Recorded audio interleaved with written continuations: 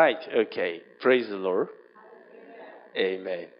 Right, we have been talking about building. The theme, as we all know, for this month is Arise and Build. Last week, by the grace of God, I was ministering in the Headquarter Church. And what I'm going to do now is going to be a continuation. Now, it's a standalone message, so you don't need to have heard what I did last week. But last week in Headquarter Church in Nottingham, in the first service, in fact, all the series, because by the grace of God, I will be in London also, by the grace of God, at the end of the month.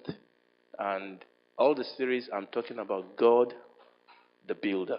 You know that program, Bob the Builder, okay? Actually, it's not Bob that is the builder. It is God that is the builder. And we've quoted that in Hebrews chapter 3, that God is the one that builds everything. Yes, every house is built by somebody. This keyboard, they are built by somebody or by a company.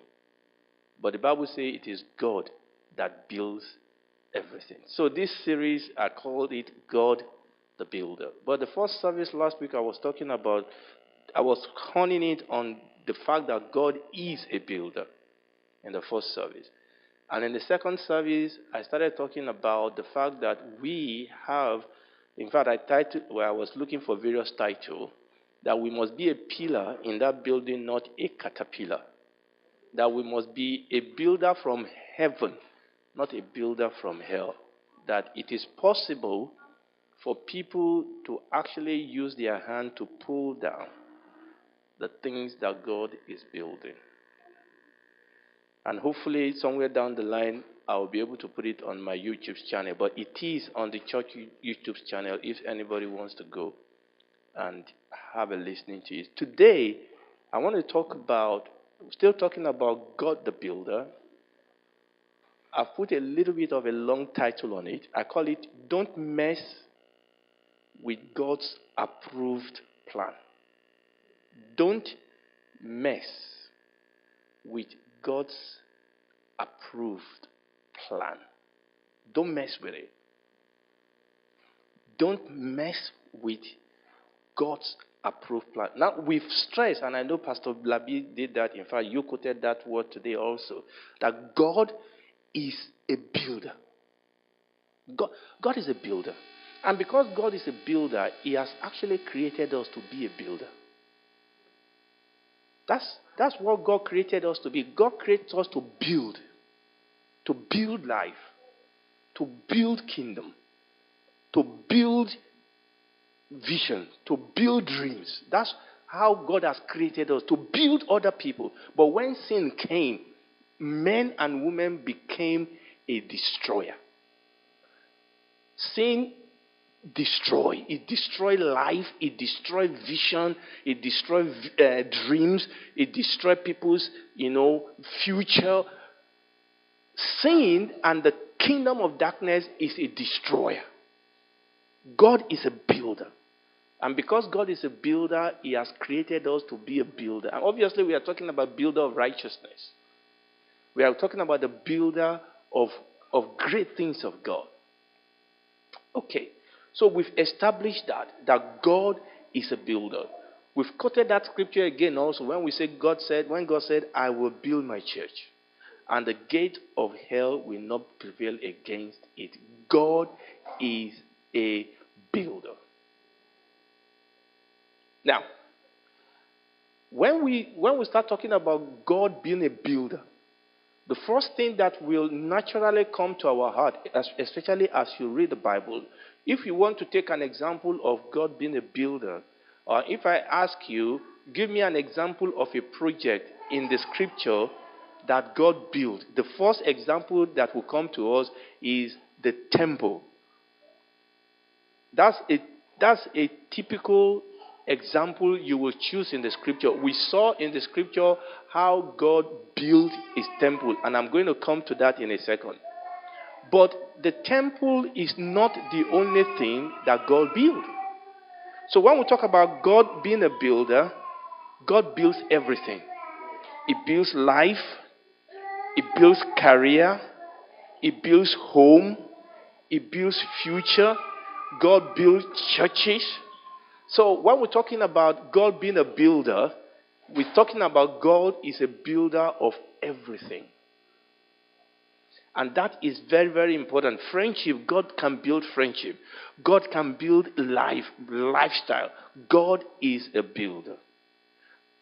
But when we talk about building something, and this is where we are going today, when we are talking about building something, when you want to build a structure, number one, you have to know what you want to build, isn't it?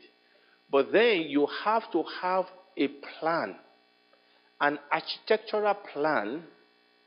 When they are going to build this building that we have here, somebody didn't just say, let's just keep putting stone upon stone, blocks upon blocks, we'll come out with something. No. You have to present a plan. And there are departments in the council or department in the government place that will actually have to approve your plan. You see, in our church in Nottingham, there are some things we could not do with that building because it's a listed building. And there are some things you could not do with that building. There are some changes you cannot make to that building because it is a listed building. So if we want to build a house, we have to have a plan. We have to have an architectural plan. And we have to take it to the right department where that plan is approved. And when that plan is approved, you then give it to the people that will build the building. And the plan is that they must build the building to the specificity of the plan that they have been given. And that's the way they build. There is a plan, and then we have the project manager, we have all the builder. They are looking at the plan, and they are translating it into physical reality. How many rooms will be there? What will be the dimension of the rooms? How many floors will it be? How many toilets will be there? Those are the things that are already in the plan. And the only thing the builder are doing is to translate the plan into reality. I want us to know that God is a builder, and that for everything that God builds, God has a plan. God has approved. Is someone listening to me? God has approved plan for what God builds. We said God is a builder. God builds his church. Now, God is building his church. If God is building his church, the Lord Jesus said, I will build my church. That means that God has an approved plan for his church. If God is going to build your home, and God is a builder of our home, the Bible says that unless God watch over the city, the watchmen watch in vain. Unless God build the house, the builder build in vain. So if God is the builder of my home, that means that God has an approved plan for my home. If we believe that God is building this church, that means God has an approved plan for this church. An approved plan for our relationship. An approved plan. Oh, let me tell you this. God is building your prayer life. There is an approved plan. The disciple came to the Lord Jesus and said, Lord, teach us how to pray. Teach us to pray. There is an approved plan. There is a pattern. There is a way to do it. And that now, this is where I'm going, that if we don't do it, if we don't build according to the approved plan, it is a waste. That's right. It is a waste. And I'm going to say something again. It is much more than a waste. There was something I saw in the scripture that scared me. That if we don't build according to God's approved plan, we can actually incur judgment upon ourselves.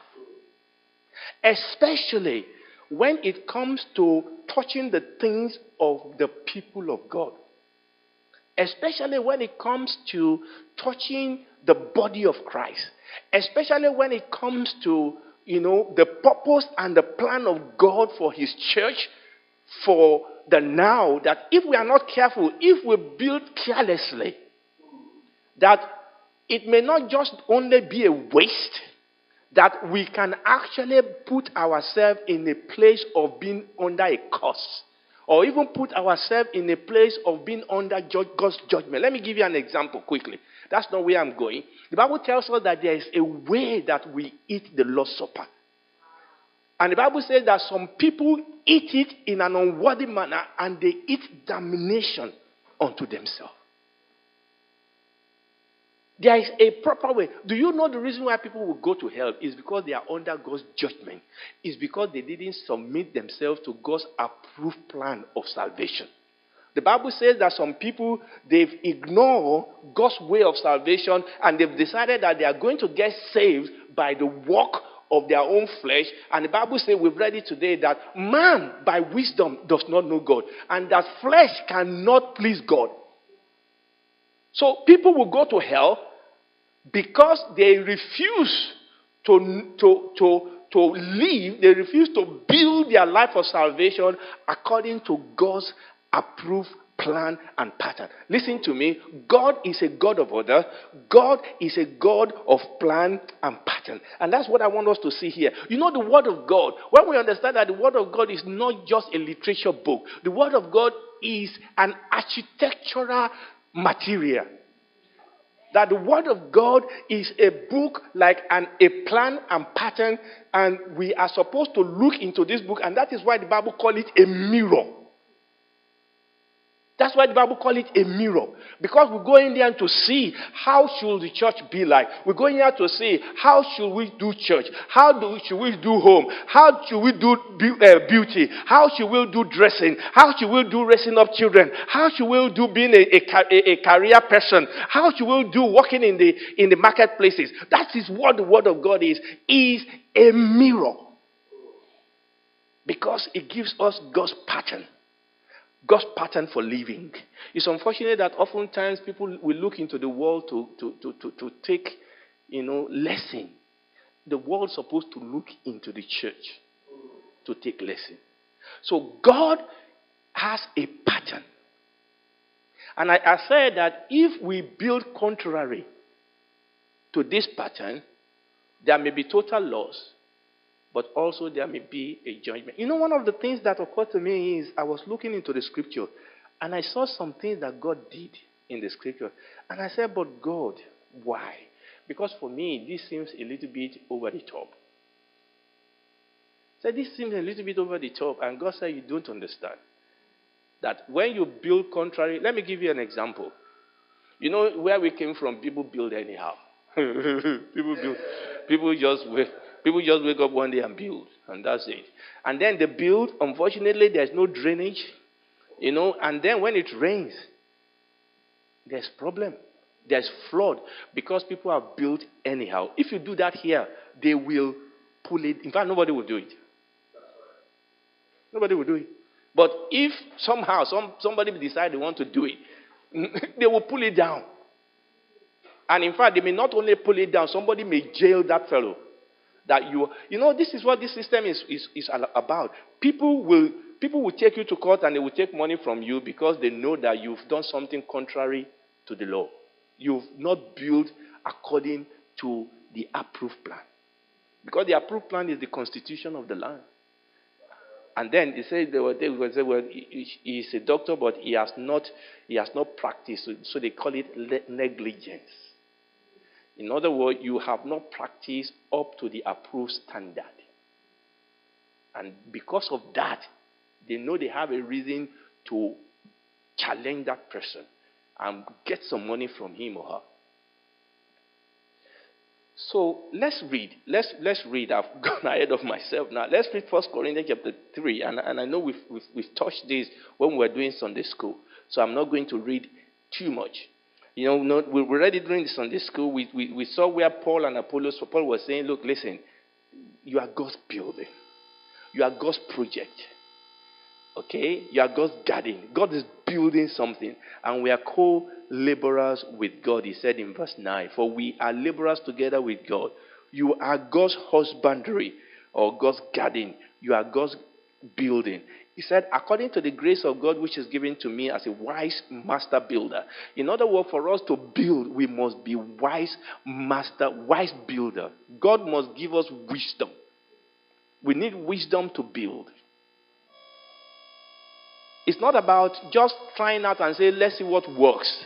Okay? No, it's about understanding what is God's approved plan. And you will hear me say that all over this morning. What is God's approved plan? People will come to you and say, you are swagbe. What do we call swagbe now in English? You are slow. If it is me, I won't take it. No. Listen to me. I'm not patterning my life after your counsel. The Bible says that the righteous does not stand in the ways of sinner or sit in the seat of scornful. It does not. I'm not living my life after the best psychologist. Okay, I'm not living my life after that. I'm living my life after God's approved plan and pattern, and I see that in the Word of God, in the face of Jesus, and I'm going to get there if I can. Amen. Verse 10. According to the grace of God which is given unto me as a wise master builder, I have laid the foundation, and we mentioned that. I'm going to go on. And another man build on. But let every man be careful, take heed how he or she build thereupon. Let's be careful how we build.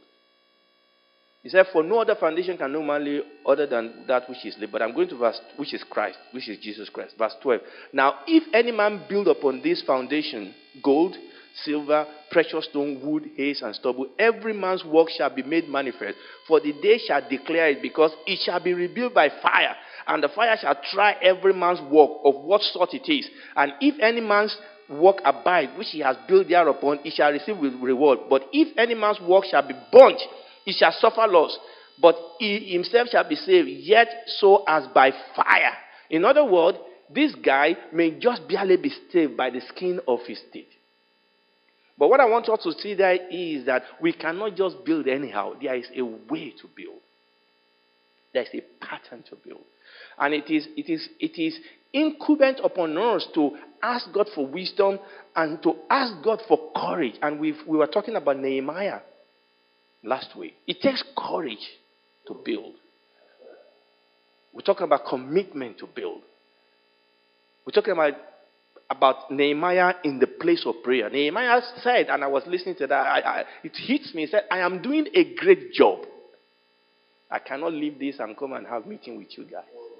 I'm doing a great project for God. We have to build. And this shows us that all building are not the same. People are building differently. But the instruction of the scripture is that we must make sure that we have wisdom and the grace of God so that we can build. Verse 16 says, know you know that you are the temple of God and that the Spirit of God dwells in you. So I'm going to quickly take an example of how God takes pattern and approved plan very, very seriously. Very seriously.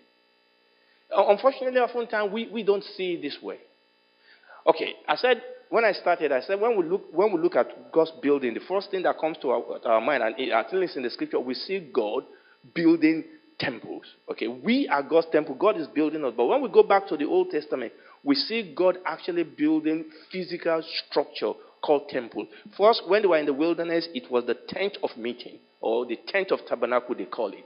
And when they moved into the promised land, they started building. But I want to show you something, and I'm not going to be able to have time to go through this. Now, the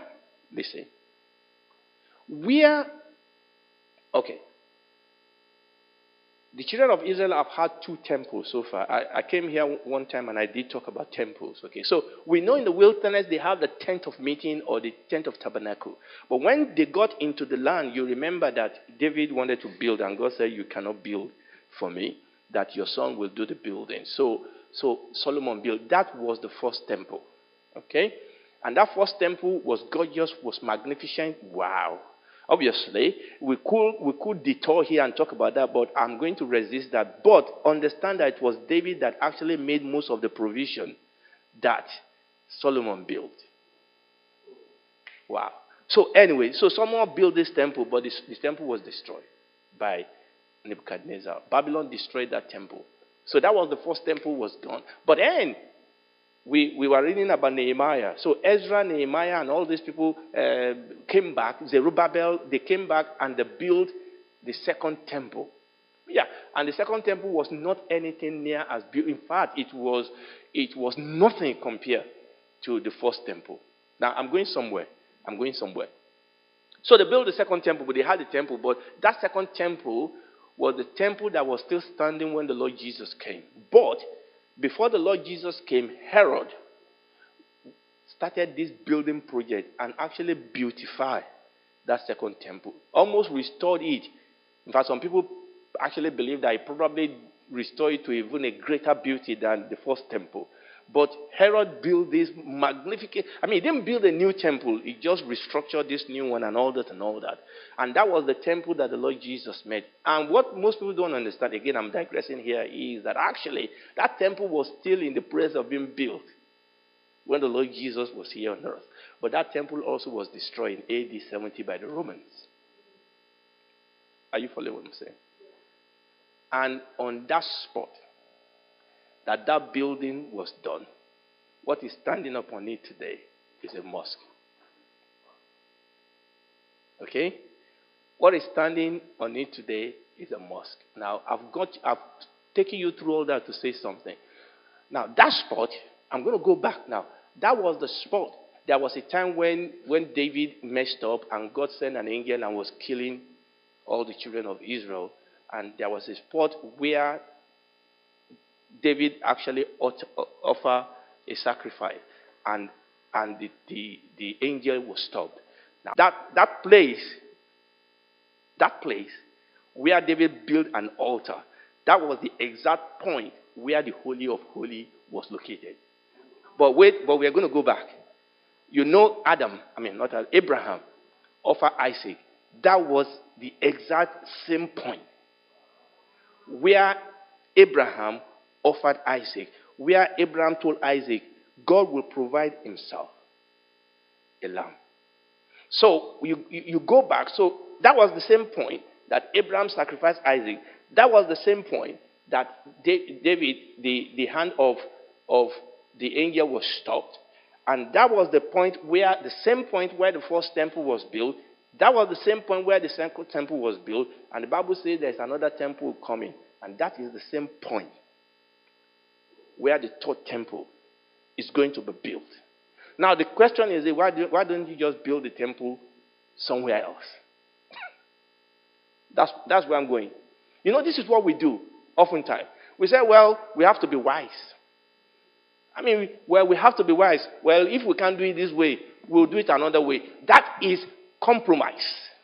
And that God doesn't build that way. Most of us we say, well, it's okay, we can go where God will understand. The Bible says that a third temple will be built. The third temple will actually be used by the Antichrist. That's another story entirely. But in the plan and the purpose of God, the approved plan of God is that the temple will have to be built on that spot. So that means that this mosque will have to go somehow. Now it looks like, how will it be done? But that is the approved plan. God will have to be true and every man will be a liar. God said there is going to be another temple. It's going to be built on that spot and it's going to be built on that spot no matter what is going to take. The thing is that when we understand that, this is what the Bible says, when we understand that when God says something is going to happen, it is going to happen. And we can actually stake our life on it. That's why the Bible says that men shall not live by bread alone, but by every word that proceeds out of the mouth of God. This is what we mean by living by faith, being led by the Spirit. We are living by God's approved plan. In other words, when you get God's approved plan for your life, you can take it to anywhere. And if there is a wall of Jericho around it, it will come tumbling down.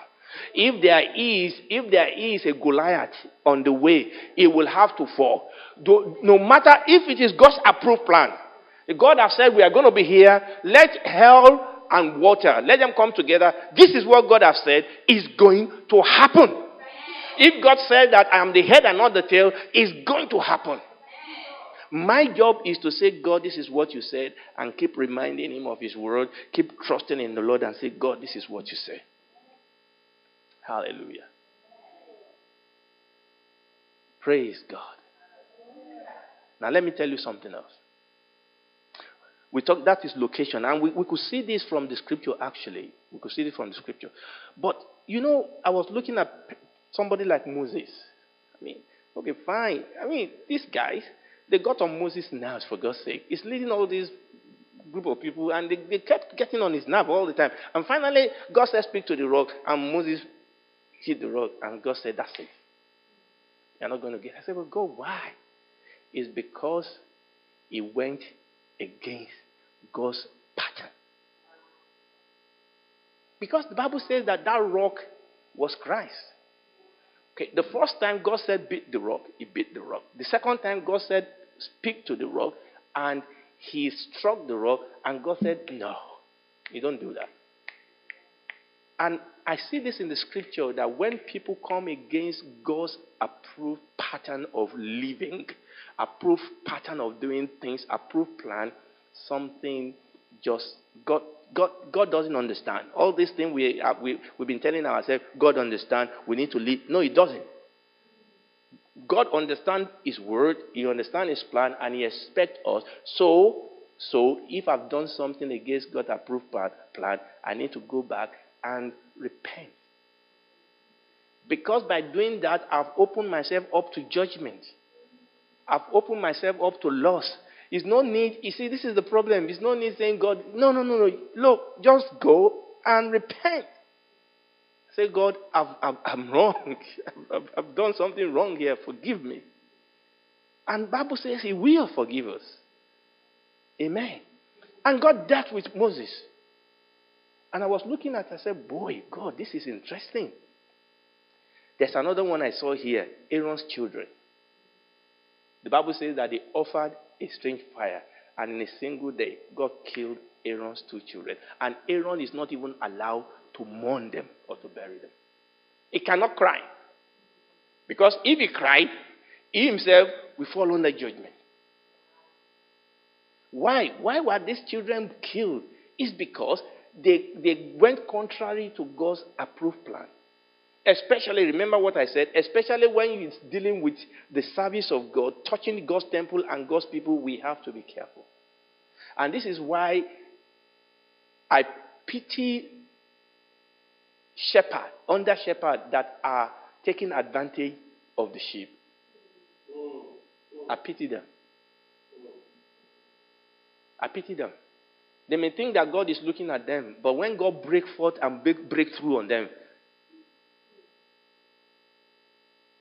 you don't. In fact, the Bible says that we should. I don't have the time to read it. When you go and read the book of 1 Peter, the Bible says that we should not be too keen to be teachers, because we are going to receive the greater judgment. We are going to receive this greater judgment. And that is what he was telling people, where he said, be careful, these are the sheep, these are the flock of God. You don't deal with them anyhow. So Aaron's children, they offered strange fire, Leviticus chapter 10, verses 1 to 3, and God killed them. Uzzah. What about Uzzah? Okay, so David finally decided that they have to bring the Ark of the Covenant into Jerusalem. And you know the problem. Okay, so and this is the problem. The Philistines, who knew nothing, they were going to return the ark back to the children of Israel. So they built this fanciful, what do you call it? Cart, yes. And then David did the same thing. He built a fanciful cart and put the ark on it. and Uzzah was in front, and then there was a bump, and Uzzah stretched forth his hand to try and stabilize the ark, and God killed the poor guy. Say, but God, why? He's trying to help. No. That is not the approved pattern. In fact, everything was wrong from the beginning. Number one, the ark is to be carried on the shoulder of separated people of God. So, and this is the problem that is often the case that, and listen to me, it's often the case that we as parents, we go against God's approved plan and our children suffer for it. Or the minister goes against approved plans of God and the people that follow them suffer for it.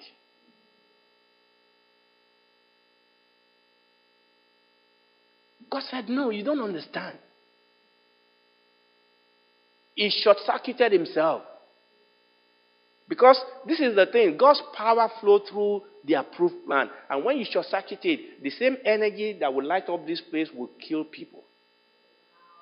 You don't go and say, government, why did you put electricity in our building? No, the electricity is there to bless you. You are the one that went counter-currently and went to do what you're not supposed to do. You are the one that went to put your hand in where you're not supposed to put it. We need to understand that the price we have to pay for serving a powerful God is that if we go against his power, we will be judged. That's the price. It's either he's God or he's not God. Uzzah put his hand up, and that's it. He was gone. Adam and Eve did the same thing. God said, look, listen, do everything, but don't eat that. The day you eat it, you will die. And they did, and they died. And that is exactly what I see here in the scripture as I read the scripture, And when you go to Galatians chapter 1, Paul was writing there. He said, listen, if any man preach another gospel, let him be accursed. Anathema. Let him be, that was a very strong word. Let him be accursed. He said it's better for such people to incarcerate themselves. Big word, strong word. And this is some of the things that we need to understand as we talk about God being a builder. God is a builder. And because God is a builder, don't mess up. And I'm talking to myself, don't mess up. Don't mess up with God's approved pattern. Don't mess up with God's approved plan. There's a God-approved pattern for family. It's husband and wife. It is James and Janet, not Janet and another Janet. And Jane. No, that's not the approved plan. It's not John and Peter. That's not the approved plan. That may be politically correctness. That is for them. That is not God's approved plan. And don't bring that into the church, or else we will bring out God's judgment. God's approved plan is not all this yo-yo. I was watching a so-called pastor who is acting like a feminist, a man. And you're thinking, is this guy an homosexual or something? Doing what? In God's church? And we're importing strange fires into the church in the name of we are being, what do you call it? We are being modern. We are being contemporary. That's not God's plan. There's nothing wrong in learning. There's nothing wrong in understanding what is going on, but there is an approved plan. I need to start rounding up. We don't mess up with it. I think I will have to end somewhere. Let's read Acts chapter 20 and then we'll try and close. In fact, let's read 2 Timothy. I think we'll read 2 Timothy chapter 4. I will read verses 1 to 4. And this was Paul giving a charge to, I will read one more. Giving a charge to Timothy. He said, I charge you therefore before God and the Lord Jesus Christ, who shall judge the quick and the dead at his appearing and his kingdom. Understand the standard he's going to be using. Let's keep going. Preach the word.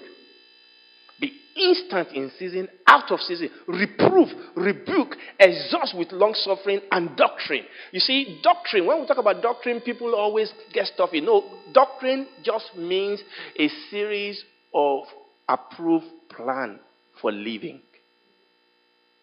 That's doctrine. It's not a stuffy thing. Let's go on. He said, for the time will come when they will not endure sound doctrine, but after their own laws, they will heap for themselves teachers having itching ears. No, we don't want to do God's way. We will do it our own way. Our own way of salvation, our own way of worship, our own way of living, because we just want to be like the world. It's not going to work. Hallelujah. I just want to read, I want to finish this up talking about the Lord Jesus. 2 Corinthians chapter 3. Let's end with that. 2 Corinthians chapter 3.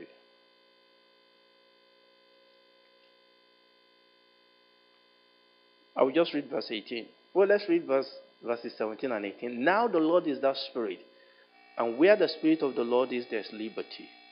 You see, where we are living our life. And don't misunderstand me, we are going to make mistakes because we are not perfect.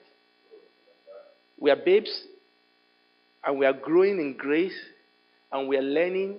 Look at the young girl. What's her name again, your daughter? Deborah. Look at the way the girl is. What thing concern her? Huh? She's just doing her own thing. That's a babe. If Pastor Labi come and do that now, go and look for Cain and say, what's your problem? Okay? She spilled things. Nobody screamed. That's a babe.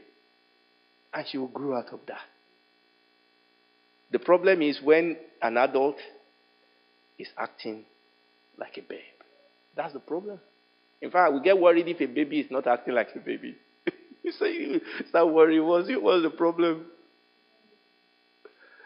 Praise the Lord. Verse 18, but we all with open face, behold as in a glass the glory of the Lord, we are being changed into the same image from glory to glory, even as by the Spirit of the Lord. Because God's plan, God's ultimate approved. In the Bible says, when the Holy Spirit came out, the Lord, God said, this is my beloved Son. This is the approved one. The Messiah is God's approved one.